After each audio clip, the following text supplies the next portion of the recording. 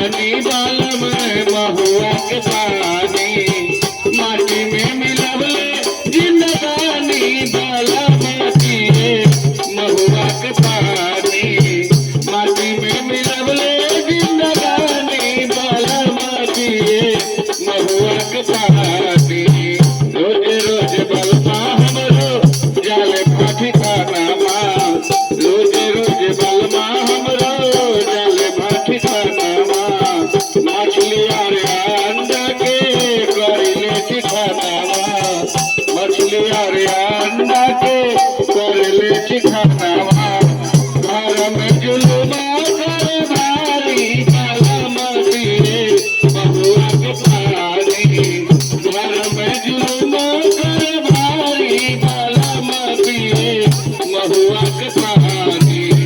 महुआ के पानी बालम महुआ के